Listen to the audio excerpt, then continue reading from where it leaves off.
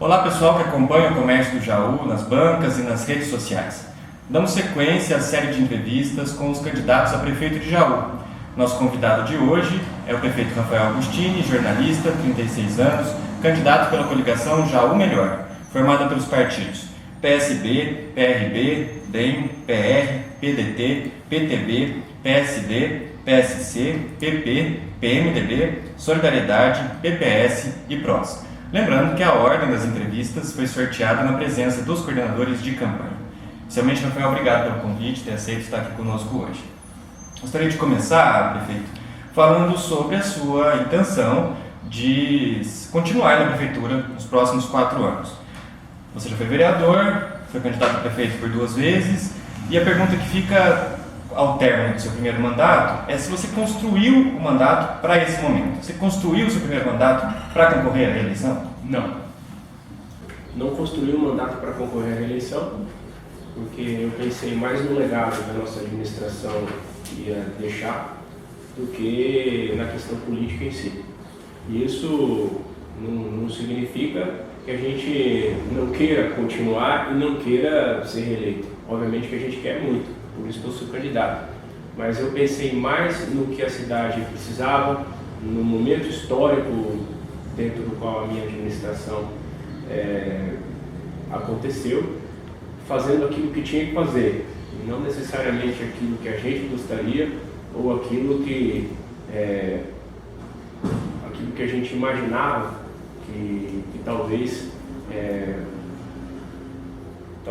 fosse mais interessante realizar anteriormente. Por que eu estou dizendo isso? Porque as circunstâncias, elas ditam as posturas, os comportamentos que o homem público tem que ter.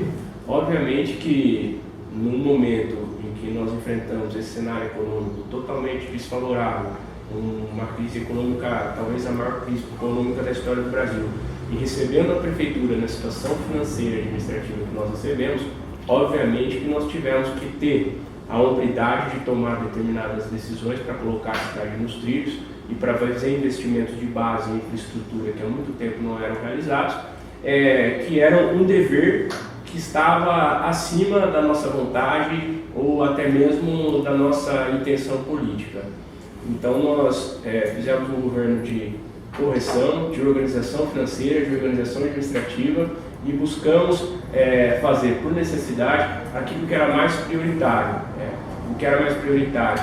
Resolver os problemas históricos na área de infraestrutura que a cidade tinha, aqueles que nós não conseguimos ainda resolver totalmente, nós deixamos engatilhado, nós avançamos bastante significativamente nessa direção, e também melhorar a qualidade da saúde pública e da prestação de serviços públicos aqui na nossa cidade. Obviamente que tem muita coisa que resta a ser feita ainda. É o que a gente espera agora, no próximo mandato, concluir aquilo que eventualmente ainda a gente não tenha conseguido concluir, e com as contas mais equilibradas e com a cidade numa situação melhor que estava em 2013, avançar em outras áreas que a gente acredita que sejam importantes e que não foi possível avançar em tudo que a gente gostaria nesse primeiro período. Mas o dever já foi cumprido. Rafael, há 4 anos, uma das suas propostas basilares da campanha era uma cidade integrada, digital, moderna. Me lembro especificamente de que os pais teriam acesso, por exemplo, aos boletins escolares dos filhos pela internet. Por que isso não deu certo, prefeito? O primeiro dia de trabalho meu na prefeitura tinha fila de gente com cheque sem fundo, né? Tinha professor que não recebia, tinha empresa que estava deixando de fornecer remédio para o município porque fazia meses que não recebia, credores das mais diversas áreas que não recebiam do município.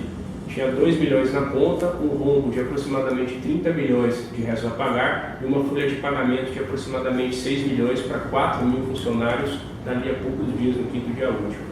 Então é uma situação totalmente dramática, uma situação totalmente caótica. Nós tínhamos, além disso, além desse cenário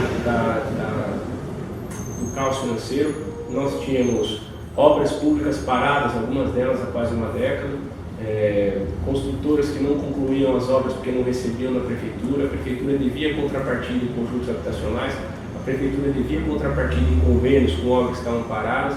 e era uma situação totalmente caótica e absurda. Nós tínhamos o São Judas com as portas fechadas, a Santa Casa fazia algum tempo que vinha se queixando de repasses atrasados da Prefeitura para a manutenção do pronto-socorro municipal. O pronto-socorro infantil tinha sido fechado, não estava funcionando. O Frei Galvão, que é talvez o maior conjunto habitacional da última década que foi entregue aqui na cidade, ele não tinha água, não tinha esgoto, não tinha guia, não tinha sarjeta, não tinha asfalto, não tinha para onde levar a água da chuva. Os programas de desfavelamento do distrito de Cotonou estavam todos atrasados em vários anos. As casas do mutirão do Orlando Meto 2 não haviam sido entregues, as famílias tinham trabalhado no mutirão e não conseguiam entrar nas casas porque a construtora não recebia as contrapartidas que tinha que receber, e uma série de outras situações. A cidade sofria muito com enchentes, era buraco para todo lado, e tinha um problema gravíssimo e caótico de falta de água em boa parte da cidade. Obviamente que nós organizamos as finanças do município. No primeiro ano de governo, no mês de dezembro, nós conseguimos fazer 3 folhas de pagamento, ao contrário do mês de janeiro, quando a gente chegou, nós tivemos que parcelar salário porque não tinha dinheiro em caixa. Em dezembro, nós chegamos a fazer 3 folhas de pagamento. Nós pagamos a folha de novembro, que venceu no dia 5 de dezembro, o 13º, e a folha de dezembro, que ia vencer no dia 5 de janeiro, nós antecipamos. E conseguimos concluir a maioria das obras que haviam sido deixadas pelas administrações anteriores. Obviamente que a gente sonhava em poder fazer muito mais. E mesmo após a organização das contas, nós vimos o país mergulhar numa recessão. O governo federal arrecadando menos imposto de renda, ele repassa menos FPI. Ele arrecadando menos ICMS, ele transfere menos cota parte para o município. Então, dentro desse cenário todo, o meu sonho, aquilo que eu sonhava para a cidade, era menos importante do que a necessidade imediata daquilo que era mais urgente, daquilo que era mais importante resolver, que era concluir obras que estavam inacabadas, regularizar pagamento de salário do servidor e não deixar pararem serviços elementares como saúde e educação que nós tínhamos que oferecer para a cidade.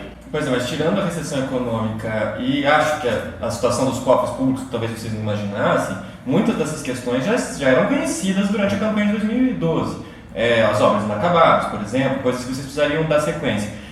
Você insistir, essa questão da cidade digital naquele momento não foi muita invencionice da campanha, não foi muita... Não, nós não tínhamos informações a respeito de todos esses governos. Aliás, nós tivemos uma transição bastante complicada.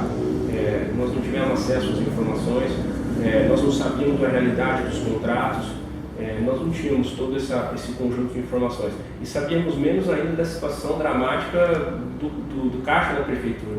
Eu tomei ciência dessa realidade no primeiro dia de governo. Nós não sabíamos, por exemplo, que não ia ter dinheiro na conta para fazer pagamento de salário. Nós não sabíamos, por exemplo, que o CDHU, que as construtoras estavam sem receber fazia meses por falta de condição financeira da prefeitura honrar a contrapartida. Então, assim, a gente não tinha uma informação detalhada de detalhes da execução contratual dessas obras. E depois nós tivemos também esse problema da arrecadação. Mas ainda assim nós conseguimos iniciar o projeto. Nós temos aí, esse projeto foi iniciado no terminal rodoviário, no Hospital São Judas, em algumas unidades de saúde, no próprio prédio da prefeitura. Nós estamos em fase de elaboração de projetos de licitação para ampliar esse serviço todo. Aí também tem uma coisa, né? Ainda que essa situação pudesse ter sido melhorada, ou a situação financeira pudesse ir gradativamente melhorando ao longo do tempo, o município também, ao longo desse caminho todo, ele sofreu uma série de passivos judiciais. Nós tivemos que cumprir decisão judicial para iniciar a obra de galeria.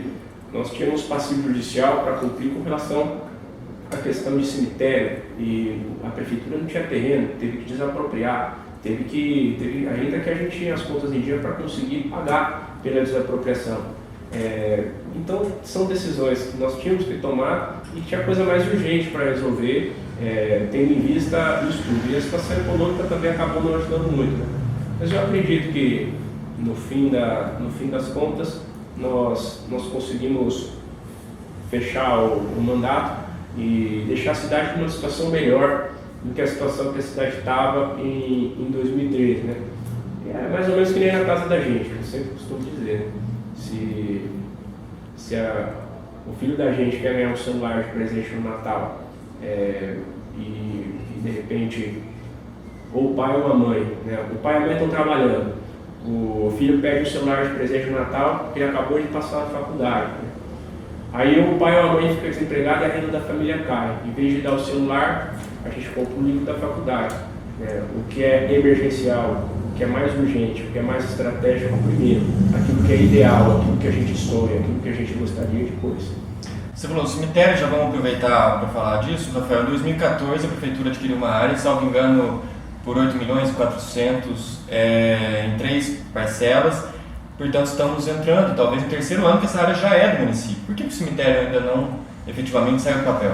Bom, primeiramente porque nós tivemos que pagar pela desapropriação e já pagamos. Isso está quitado, isso está resolvido. É importante dizer que a área tem todas as licenças, as etapas da licença prévia, da licença de instalação, restando apenas a operação, que é tirada quando do funcionamento da obra. Essas licenças estão em vigor. O empreendimento foi instalado dentro do prazo após a emissão da licença prévia, após a licença da instalação. Ele está lá, ele tem muro, ele tem guia, tem sarjeta, tem asfalto, ele está instalado. Logo, então, não há risco de caducidade daquelas licenças, havendo eventualmente a necessidade de algumas aferições para obtenção da licença de operação. Para isso, nós temos que fazer as obras que são exigidas na licença prévia e na licença de instalação. Quando a CETESB concede a licença de instalação para aquela área, ela faz algumas exigências, algumas recomendações de obras que estavam ter sido realizadas ali. Obviamente que essas obras custam dinheiro, né? E nós tínhamos uma série de outras obras que estavam em andamento na cidade, que precisavam ser entregues, problemas que precisavam ser resolvidos, creches que precisavam ser inauguradas, escolas que precisavam ser entregues, unidades de saúde que estavam fechadas, que nós estávamos precisando reabrir, né? E estávamos terminando de pagar pela desapropriação, porque nós não pagamos de uma vez só, foi um pagamento parcelado. De forma que, primeiro a gente termina aquilo que a gente começou, paga a desapropriação, o investimento, para depois a gente realizar as obras. Se a gente tivesse iniciado as obras nesse momento, nesse ano, ou no ano passado, com o cenário econômico que nós estávamos enfrentando, fatalmente nós não teríamos conseguido terminar outras obras que estavam em andamento. Então é uma questão de cunho absolutamente orçamentário e financeiro, né? Eu vou mais uma vez citar um exemplo bastante simples para que as pessoas que não são técnicas e que vão estar nos lendo, nos assistindo, possam compreender. É a mesma coisa, a gente junta todas as economias da gente para comprar uma casa. Aí a gente vai lá, financia e compra a casa. Aí a gente está pagando a casa, a gente recebe a visita de um amigo na casa. E esse amigo da gente chega, entra na casa da gente e fala: ah, mas viu, por que você não comprou, por que você não colocou o portão? Ah, por que você não colocou o piso no chão? Quer dizer, se eu tivesse colocado o piso no chão, colocado o portão, ou eu não estaria conseguindo pagar as despesas da casa, o mercado, a água, a luz, a força, ou então não conseguiria estar pagando o financiamento. Então, primeiro a gente termina de pagar uma coisa, a gente termina aquilo que a gente começou a fazer, para começar a fazer outras coisas. E com essa questão das obras do cemitério foi a mesma coisa. Primeiro, a prefeitura não tinha área, teve que desapropriar. Para desapropriar, tem que pagar, senão vira uma briga ou um imbróglio judicial, como está acontecendo ou já aconteceu em outros casos, e aí você não cumpre a decisão judicial dentro do prazo. Então não cabia mais recurso na decisão judicial, era um problema que tinha que ser sido resolvido há pelo menos 10 anos, que nenhuma administração resolveu, e nós tivemos a coragem de fazer a desapropriação e tínhamos a programação financeira para pagar essa desapropriação. E como é que o valor foi arbitrado na época, prefeito? Através de avaliação técnica, tudo rigorosamente dentro da lei, tanto é que o Tribunal de Contas auditou esse processo cabalmente, não teceu nenhum tipo de apontamento, e o valor que nós pagamos pelo metro quadrado da área do cemitério Parque das Flores, ele é menor do que o valor do metro quadrado de qualquer terreno no Jardim Bela Vista, se você for parar para fazer a consulta em qualquer imobiliário. E essas obras são para quando? Já tem um prazo? Já estão em fase de licitação, né? Nós já estamos em fase de licitação para iniciar essas obras, se tudo correr bem agora no próximo ano de 2017. Então é uma questão orçamentária, a gente tem que dar o passo conforme a perna. Não adiantava a gente começar a fazer a obra e não terminar de pagar a desapropriação. Ou então a gente começar a fazer a obra e deixar outras obras que estavam em andamento sem serem concluídas. Então primeiro a gente entrega tudo que a gente começou, para depois a gente começar uma nova obra. A gente sabe que de fato algumas obras foram entregues, habitacionais, educacionais, mas outras ficaram, por exemplo a UPA. posso estar enganado, mas era um projeto para o primeiro ano da administração, ainda não foi aberto, o prédio está pronto, ainda não foi entregue. A obra está concluída, a obra está 100% concluída e totalmente concluída a obra. O que nós estamos agora é fazendo a licitação para a contratação do grupo que vai fazer o gerenciamento dessa UPA, que vai levar para lá os profissionais médicos, os profissionais de enfermagem, os insumos e tudo mais. Nós estamos optando por fazer uma terceirização do atendimento do serviço. Nós entendemos que isso pode trazer uma eficiência melhor para a população. Não vão ser funcionários públicos, por isso. Então. A gente acredita que isso vai trazer uma eficiência melhor para o atendimento, que a iniciativa privada não tem que fazer licitação para fazer compra, não tem burocracia para fazer aquisição de insumos, e isso dá uma agilidade, um dinamismo maior na execução do serviço. Do ponto de vista orçamentário também é vantajoso? Também é vantajoso. Então nós vamos fazer essa terceirização. Agora é importante dizer que essa obra da UPA ela tinha sido orçada pela administração anterior de cerca de 6 milhões. Nós fizemos uma readequação do projeto e licitamos a obra por um valor mais em conta do que ele ia ser feito anteriormente. E apesar de toda essa situação dramática da economia, que reflete diretamente na arrecadação do município, nós conseguimos terminar a obra, pagar e não estamos devendo.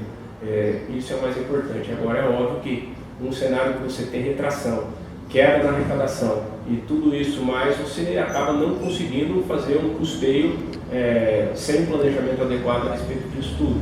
Então, primeiro a gente terminou de fazer todos os investimentos que tinham que fazer. Nós tínhamos CID para terminar, nós tínhamos unidades de saúde para terminar e inaugurar, nós tínhamos obras de infraestrutura para concluir. Então, primeiro a gente terminou tudo aquilo que era investimento para depois a gente iniciar a fase do custeio.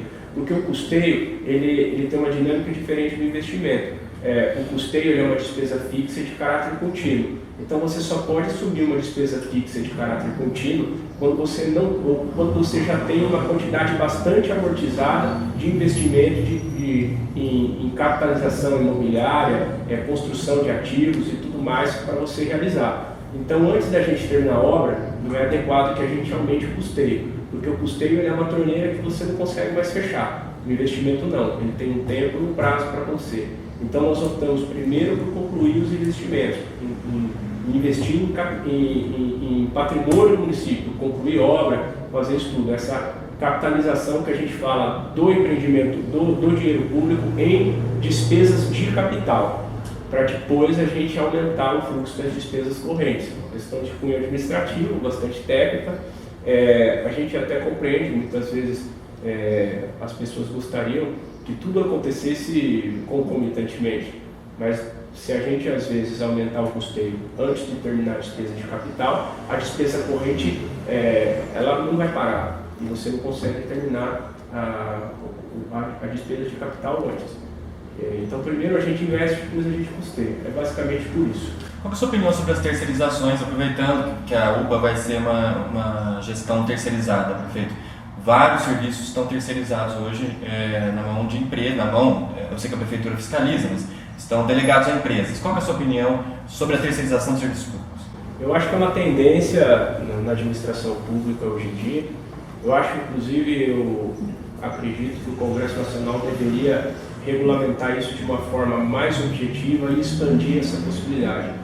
Os serviços públicos no Brasil, para atingir a eficiência que a população hoje exige, eles precisam passar por uma profunda transformação da sua natureza jurídico-administrativa.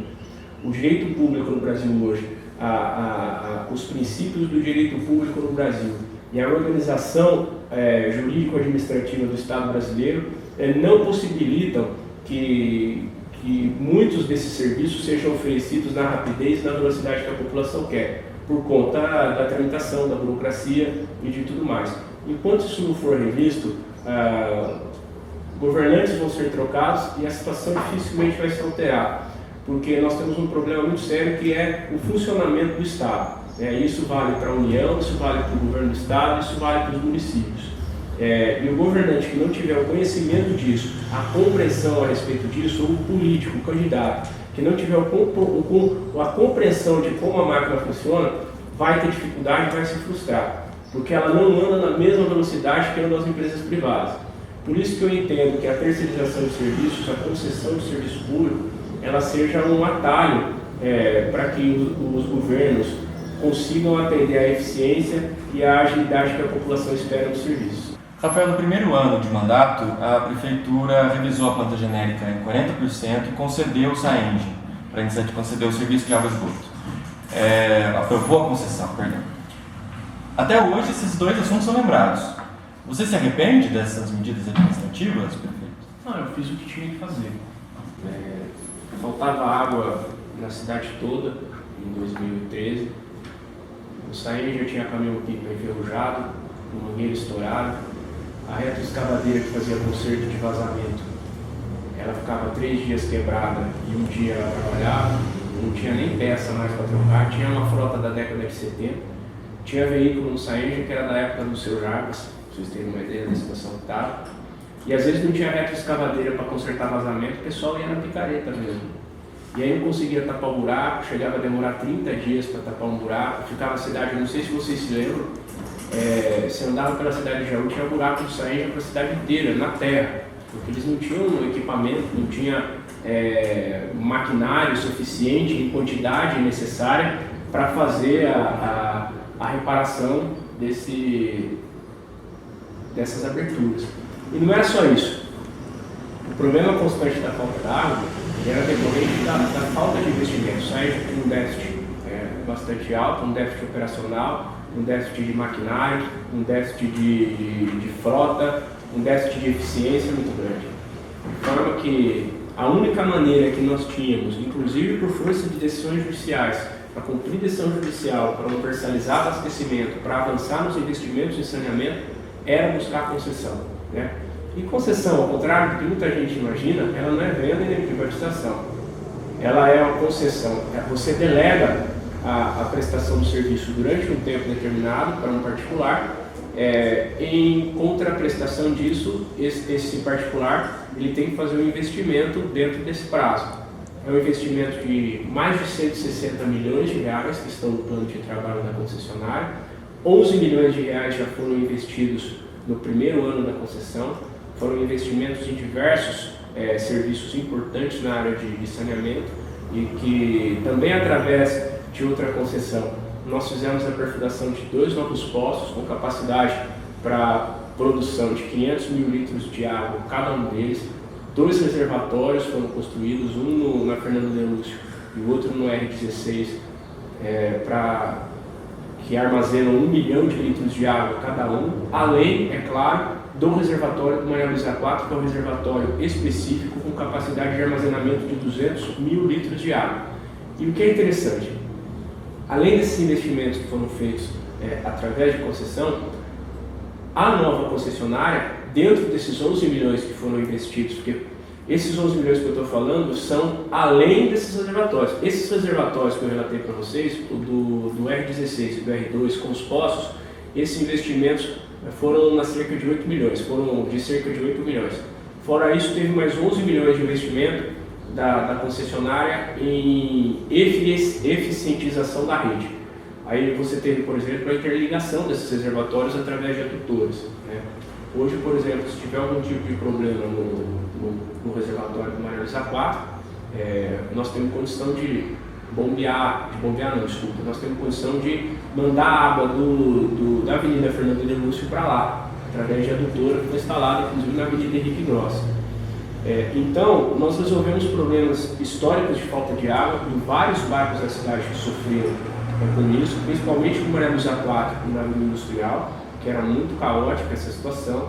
Nós voltamos a receber investimento, nós voltamos a ter investimento em saneamento, voltamos a fazer reservatório na cidade, voltamos a colocar adutora para interligar reservatório, ou seja, são investimentos que não eram feitos em Jaú desde os anos 80, desde o início dos anos 90, desde o governo Valdemar. E a agência reguladora funciona, prefeito? Que nem eu me lembro da época da troca dos hidrômetros, a população questionou. A agência reguladora tem apontado, eventualmente, um excesso da concessionária? Tem, e tanto é que, naquele momento, por força da agência reguladora, o serviço foi interrompido, né? Mas aí o Ministério Público, inclusive, fez perícia, avaliou tudo isso, e foi avaliado, não foram encontradas irregularidades nesse serviço todo. Agora, uma coisa que é muito importante nós dizermos, é que isso tudo mexe na rotina da cidade, né? Então, causa às vezes algum tipo de incompreensão, algum tipo de mal entendido. As pessoas às vezes elas estão acostumadas com o serviço de um jeito e quando você faz uma mudança de rumo nessa situação, você acaba gerando algum tipo de desconforto. Obviamente que uma empresa privada, ela tem um nível de gestão, de eficientização e de operacionalização, nesse caso especificamente, a empresa que assumiu aqui, ela tem concessão em cidades com mais de 1 milhão de habitantes. Tem concessão em Manaus, tem concessão em Niterói, quer dizer, é um pessoal altamente profissional. Agora, a empresa funciona de uma forma diferente do poder público, né? Infelizmente, o SAEM já foi ficando para trás, sem condição de investimento, até porque também ele não investia em eficientização, até porque não tinha condição de investir também, né? E aí você acaba contrariando alguns interesses. Não é todo mundo que tem isenção, né? Não é todo mundo que tem o desconto que tinha antes, não é todo mundo que paga, que tem o direito de não pagar, porque também, se você não fizer uma mudança de cultura na forma de gerenciar esse serviço, você não consegue fazer um investimento. Agora, houve uma melhoria significativa. Hoje você não vê mais, por exemplo, o buraco sendo aberto para consertar vazamento com picareta. Picareta que eu falo é o instrumento picareta mesmo. O pessoal não tinha a retroescavadeira para fazer, abria na picareta. Quer dizer, não tem mais aquele monte de buraco na terra aberto pelo meio da cidade inteira. Hoje o pessoal vai lá, coloca a massa fria imediatamente, depois de 2 ou 3 dias vai lá e faz o tapa-buraco em uma qualidade muito melhor do que era feita antes, né? O problema da falta de água foi resolvido em muitos lugares. Então assim, agora... Rapidamente eu havia perguntado da questão do PTU. Eventualmente você tem uma falha aqui, outra ali que precisam ser ajustadas, né? Nada é perfeito, né? Mas eu acho que se você colocar na balança, os benefícios foram maiores do que os problemas. E rapidamente eu havia perguntado da revisão da planta genérica. Isso foi superado? Foi algo que você entende que foi necessário também? Foi necessário. Foi realizado na época do governo do ex-prefeito João Sanzurro também. Ele também fez essa revisão da planta genérica. Porque as pessoas confundem a atualização. O valor venal dos imóveis, ele estava altamente desatualizado na cidade, né? Você tinha uma desatualização muito significativa no valor venal dos imóveis. Então você tinha essa discrepância, fazia com que o mercado imobiliário lucrasse nas transações e o município não recebesse aquilo que era necessário para o custeio dos serviços sociais que eram imprescindíveis para a cidade continuar atendendo a população. E várias cidades acabaram realizando isso também, em alguma medida. Inclusive, uma situação que é importante lembrar disso, chegaram a questionar, a OAB chegou a questionar judicialmente o estudo, mas o Tribunal de Justiça entendeu que foi feito tudo dentro da lei, tudo dentro dos parâmetros jurídicos adequados. Tanto é que a Prefeitura ganhou a ação judicial e isso tudo foi revertido em melhorias para a população. Hoje a cidade é uma cidade melhor do que era, você tem as ruas de mais de 50 bairros asfaltados, você tem creches que foram entregues, você tem todas as unidades de saúde que foram reformadas, nós reabrimos o São Judas, nós trouxemos o Poupa Tempo para cá com um prédio que a própria Prefeitura construiu, você tem investimentos em combate às enchentes que há muito tempo não eram resolvidos, nós entregamos mais de 1.300 casas, graças a esse equilíbrio nas contas públicas, porque nós conseguimos quitar contrapartidas que a Prefeitura devia para construtoras, para a CDHU, e contrapartida muitas vezes em serviço, para a Caixa, por exemplo, tinha que fazer asfalto em alguns lugares. Então, a cidade saiu mais ganhando do que perdendo nessa reorganização financeira que nós fizemos. Rafael, desenvolvimento econômico. Muita gente fala que em Jaú a impressão que se tem é que alguns investimentos são muito difíceis de serem feitos pela iniciativa privada mesmo. A lei de zoneamento acabou modernizando alguma coisa, mas ainda trava alguns investimentos, há vazios urbanos a serem ocupados. A gente tem centro de convenções parados, sem utilização. Num eventual segundo mandato seu, qual é a proposta para modernizar e facilitar eventuais investimentos na cidade econômicos? Bom, primeiro nós temos que separar esse debate em 2 etapas. Primeiro nós temos que compreender que hoje no Brasil, eu acredito que vai ser muito difícil ver uma cidade que tenha conseguido expandir o seu nível de industrialização e de atrair investimentos. Você vê, por exemplo, a Mercedes, a Volkswagen, cidades importantes do Brasil, como São Bernardo, grandes centros industriais, fazendo um acordo com o sindicato para colocar um número menor de funcionários na rua. Você tem aí uma retração da indústria em todo o Brasil. Isso é um resultado, um reflexo que acontece em todo o Brasil. Jaú não é uma ilha de isolamento do resto do Brasil. Se você parar para analisar, todas as cidades tiveram retração na sua economia durante esse período. Isso é uma coisa que precisa ser registrada. Então, essa questão da cidade ser atrativa para receber os investimentos, antes de tudo, ela tem que passar pela infraestrutura. E nós fizemos muitos investimentos em infraestrutura para preparar a cidade para isso. A cidade de Jaú é hoje uma cidade com quase 140 mil habitantes, mas que tinha uma infraestrutura de saneamento, de água, de esgoto, de asfalto, de drenagem, que era ainda dos anos 90. Né? A nossa administração é a primeira administração em quase 20 anos, me lembro que a última vez que isso aconteceu foi no governo Valdemar, que fez investimento em infraestrutura. Você não teve de lá para cá investimentos significativos em infraestrutura. Então, assim, que empresa que vai vir numa cidade que não tem água? Que empresa que vai vir numa cidade que o contorno viário e as marginais estavam totalmente esburacadas, totalmente deterioradas? Que empresa que vai vir numa cidade que tem os bairros mais importantes que sofreram com enchentes? Quer dizer, o que eu estou querendo mostrar para vocês é que isso é importante também para a cidade se sentir atrativa. O investimento em infraestrutura, ele é a base para que a cidade se torne uma cidade competitiva. Muito embora só ele também não resolva, a gente sabe disso, mas ele é o primeiro passo. Não adianta também a cidade ser atrativa numa série de outras modalidades se ela não for naquilo que é básico, ela não for minimamente adequada para receber esse tipo de investimento. Por exemplo, uma empresa de grande porte não vai instalar numa cidade que tem a dificuldade de levar água para as zonas industriais. Né? Próximo de toda essa extensão do contorno viário, o próprio nome diz, Vila Industrial, que é onde tem a maior parte dos barracões e tudo isso, não tinha água. Então, assim, nós investimos naquilo que era básico e depois de muitos anos a cidade voltou a receber esse investimento. Agora, é importante dizer que existe uma expectativa muito grande por parte das pessoas em imaginar já uma cidade mais industrializada. Mas é importante a gente compreender que não é tudo que a gente quer que vai acontecer. O perfil socioeconômico da cidade de Jaú, que é um centro micro-regional, ele é muito mais voltado ao setor de serviços do que ao setor industrial. Pois é, mas aí a gente vê o centro de convenções parado, né, que poderia, por exemplo, catapultar a questão dos serviços, das vendas do comércio, né? Por que ele está encerrado?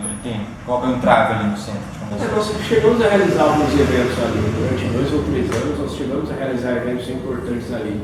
Aí foi preciso fazer algumas adequações no centro de investimentos também para adequação técnica desse espaço para poder voltar a receber os eventos. Mas o importante também é dizer que o setor de serviços ampliou muito na cidade de Jaú. Você teve uma série de empresas no setor de prestação de serviços que vieram para cá, dentro do nosso mandato. Eu posso citar como exemplo para vocês a própria Ambev, que veio para cá, dentro desse compromisso, tinha também a nossa parte, que era conseguir a obra da recuperação do contorno viário, que nós conseguimos fazer em parceria com a Centrovias, através de autorização da Artesp. A recuperação das marginais foi essencial para que a Ambev viesse para cá. Nós vimos aí a abertura de empresas do setor de serviços importantes aqui na cidade. Não são empresas grandes, são empresas de porte médio, mas que também estão gerando empregos, principalmente no setor de alimentação, no setor de supermercados. Nós tivemos várias empresas que foram abertas na cidade. E também o Poupa Tempo, que eu acredito que as pessoas estavam analisando o Poupa Tempo só sobre a ótica dos serviços que são prestados ali. Mas o Poupa Tempo movimentou, em 3 meses de atendimento, aproximadamente 39 mil pessoas na cidade de Jaú. Essas pessoas não são só daqui de Jaú, são pessoas de Barra Bonita, de Mineiros do Tietê, de Bocaina, de São Manuel, de Igaraçu, de Bariri, são pessoas de Brotas, de Torrinha, que estão vindo aqui e que acabam passando o dia aqui, e que acabam comprando aqui, acabam almoçando aqui, acabam deixando dinheiro aqui na cidade também. E sem contar que geram mais de 100 empregos lá. Né? Então você tem a Ambev, você tem o Poupa Tempo, você tem uma série de empresas no setor de serviços que vieram para cá E aí tem também a questão da faculdade de medicina, que nós conseguimos o direito da cidade ter essa faculdade. Inclusive a faculdade que venceu o processo licitatório esteve aqui recentemente para que a gente pudesse iniciar as conversas sobre como esse curso vai se instalar. O Tribunal de Contas terminou de julgar o processo licitatório, o Tribunal de Contas da União terminou de julgar o processo licitatório que foi feito pelo MEC, e isso é algo que vai movimentar muito a cidade. É uma semente que foi plantada, ela ainda não está funcionando, mas você não tem a dúvida que quando a faculdade de medicina estiver funcionando, serão dezenas de estudantes que virão de fora, e que isso vai movimentar muito a cidade também, quer dizer, não tem milagre. A gente fazer o investimento que tem que fazer em infraestrutura, passo a passo, e tornar a cidade mais atrativa. Rafael, falar um pouquinho de política. Em setembro completa um ano que você deixou o Partido dos Trabalhadores. E minha pergunta é, clara, se essa medida foi também uma forma de proteção política sua, considerando a rejeição que o partido demonstrou ter na cidade e a crise política que ele veio a enfrentar. Olha, eu costumo sempre dizer o seguinte, tudo na vida tem limite. Eu não sou uma pessoa, não faz parte do meu caráter cuspir no prato que eu comi, não sou de fazer isso. Mas também, assim, uma coisa é não cuspir no prato que a gente come, outra coisa é a gente compactuar com determinadas situações que não dá pra gente compactuar. Não dá pra gente se responsabilizar pelos erros dos outros, né? Então, eu saí, mas busquei sair de uma forma bastante digna, pela porta da frente. No momento que eu senti que não dava mais para mim, eu procurei a direção e fiz isso de uma forma muito digna, de uma forma muito clara, sem maiores traumas, sem maiores ressentimentos, né? Basicamente isso. Acho que não dá para a gente pagar pelos erros dos outros, não dá para a gente se responsabilizar por equívocos que as pessoas cometem. Acho que tudo na vida tem um limite. E quando esse limite chega, a gente tem que buscar fazer a ruptura da forma mais digna possível, e foi isso que eu busquei fazer.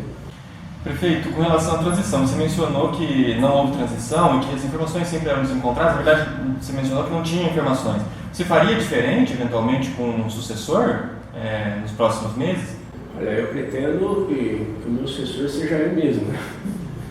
Agora, obviamente que isso tem que ser tratado de uma maneira bastante madura, né?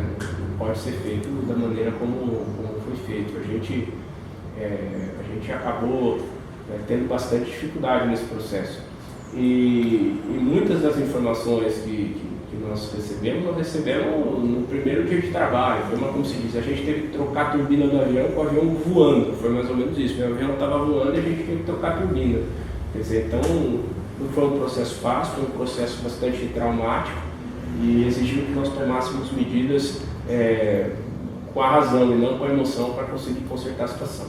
Rapidamente, prefeito, até para a gente poder encerrar, em que pé estão as obras do PAC em Jaú e a troca de lâmpadas, a questão da iluminação pública? Bom, vamos lá. Acho que é importante esclarecer o seguinte, muitas pessoas, elas não têm informação adequada do que é a obra do PAC. Muita gente estava esperando que a obra do PAC ia colocar pedalinho de novo no Lago do Silvério. Aquela enchente que teve em 2011 na cidade de Jaú, que o helicóptero do Jornal Nacional mostrou o campo municipal totalmente alagado, ela aconteceu principalmente naquela região especificamente, por conta do volume de água da bacia do Córrego dos Pires, que é o afluente do Rio Jaú, que desemboca no Rio Jaú, não ter tido nenhum mecanismo de contenção. Então, se você tem um córrego que ao longo dos últimos anos sofreu com a impermeabilização de novos empreendimentos, novos loteamentos em toda a sua extensão e toda a sua margem, muitos deles sem galeria. Toda essa água acabava parando no córrego. Você tinha um lago alto e com um leito mais estreito do que o recomendado. Obviamente que quando chovia uma quantidade muito grande nesse córrego, esse lago não tinha a condição de segurar essa água. E ela ia em forma de enxurrada arrebentando toda a extensão do córrego da Figueira até o Trevo do Pascano, até ela chegar lá no campo municipal e essa enxurrada fazer o Rio Jaú transbordar. Porque o Rio Jaú já sobe quando chove. Aí você tem todo esse volume, toda essa carga hidráulica da bacia do Córrego dos Pires sem nenhum tipo de contenção, que acabava contribuindo ainda mais para isso tudo acontecer. Tanto é que no início desse ano aqui, nós tivemos uma chuva, um índice pluviométrico bastante elevado também. E nós não tivemos grandes problemas com enchentes em Jaú, ao contrário do que aconteceu em outras cidades. Boa parte disso se deve ao desassoreamento, e outra parte significativa é a própria obra do PAC, a própria obra do Lago do Silvério em si. A gente só vai precisar ser mais dinâmico, prefeito. Em que pé que elas estão? Elas estão, a Caixa Econômica Federal já autorizou a reprogramação, né? E nós estamos agora apenas aguardando a renovação da licença ambiental para as obras serem iniciadas. Mas está faltando agora a última parte, mais importante, que era transformar o lago num piscinão de contenção de água, num tanque de contenção de todo o volume de água da bacia do Córrego dos Pires. Ela já atingiu. Hoje, quando chove, o lago tem uma capacidade maior de absorver esse volume de água da bacia do Córrego dos Pires. E ela vai gradativamente sendo liberada, sem causar alagamento lá no trevo do Pascano. É basicamente isso, para resumir o negócio. Rafael, nesse momento então a gente abre um minuto para que você fale diretamente para o eleitor, fechando aí essa entrevista aqui com o comércio. Bom, primeiro agradecer ao comércio pela oportunidade que nós estamos tendo de conversar com vocês, de dialogar e de mostrar aí o que nós fizemos, mostrar para vocês como estava a cidade quando a gente assumiu e como ela está hoje. E nós entendemos que é importante nós mostrarmos o que foi feito e também aquilo que a gente não conseguiu fazer, esclarecer o porquê como foi feito. Eu administrei a cidade de Jaú em meio à maior crise econômica da história recente do nosso país. Recebi a cidade com um passivo bastante significativo, conseguimos organizar as finanças públicas, conseguimos colocar as contas em dia e tomamos a decisão de priorizar aquilo que já havia sido começado, terminar obras que não haviam sido concluídas por administrações anteriores e iniciar, seja através de concessão, seja através de recursos próprios ou de parcerias, investimentos importantes e históricos na área de infraestrutura em Jaú. Nossa administração foi a primeira em quase 20 anos que realizou obras de infraestrutura de grande porte aqui na cidade. Obviamente que nós sabemos que ainda falta bastante a ser feito, falta bastante coisa para fazer. Nós não conseguimos resolver todos os problemas da cidade em 4 anos. E acho também que o eleitor hoje é bastante maduro e sabe que nenhum prefeito vai conseguir resolver todos os problemas que a população gostaria dentro de 4 anos também. O que importa e o que a gente fica satisfeito em saber é que de 2013 para cá, a cidade, apesar de ainda ter problemas, hoje já é uma cidade melhor do que era no dia 1º de janeiro de 2013. E é por isso que a gente pede o apoio da população para continuar, porque nós esperamos, agora, com as contas equilibradas, com a maior parte das obras que estavam paralisadas concluídas e com mais 4 anos, que a gente possa finalizar aquilo que ainda não foi finalizado e avançar para as áreas que a gente gostaria de ter avançado, mas que a situação econômica e administrativa da própria prefeitura não possibilitou que a gente pudesse realizar. Muito obrigado, Rafael. Agradeço também a você, eleitor, por acompanhar aí a nossa cobertura eleitoral e as entrevistas com os candidatos a prefeito. Continue acompanhando, sugerindo, participando.